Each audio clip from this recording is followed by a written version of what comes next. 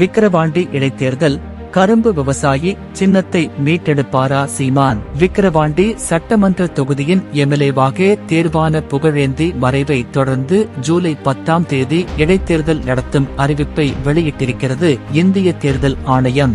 இந்நிலையில் மாநில கட்சி அங்கீகாரம் பெற்றிருக்கும் நாம் தமிழர் கட்சி எந்த சின்னத்தில் போட்டியிடும் என்ற கேள்வி எழுந்துள்ளது.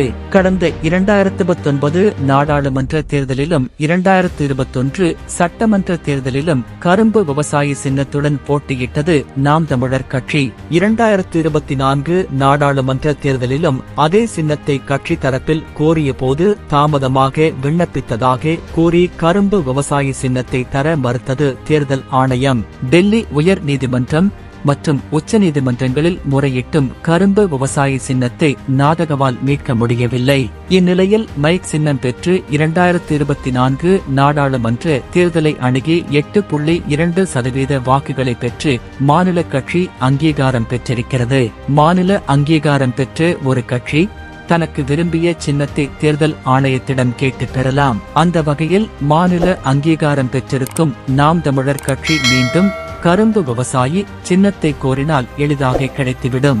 நம்மிடம் பேசிய விவரமறிந்தவர்கள் கரும்பு விவசாயி சின்னத்தை மீட்டெடுப்போம் என்ற முழக்கம் நாதகவின் தேர்தல் பிரசாரத்தின் போதே இருந்ததை பார்க்க முடிந்தது.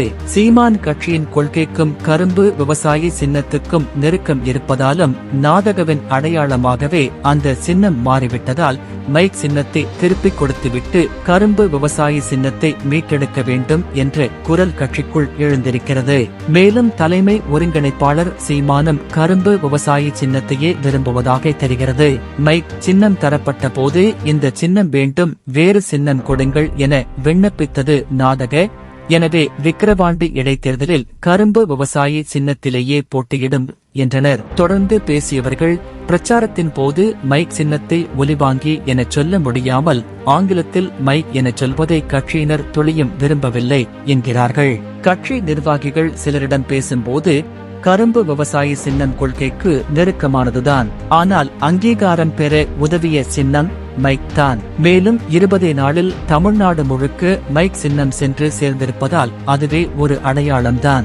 மேலும் வரைவதற்கும் பேச்சு வழக்கில் கொண்டு சேர்ப்பதற்கும் மைக் சின்னம் மிக எளிதாக இருக்கும். எனவே பறிபோன கரும்பு விவசாயி சின்னத்தை விட வெற்றியை தேடி தந்த மைக் சின்னமே இருக்கட்டும் என்ற பேச்சும் கட்சிக்குள் நிலவுகிறது. இறுதி முடிவை அண்ணன் சீமான் தான் எடுப்பார் என்றனர்.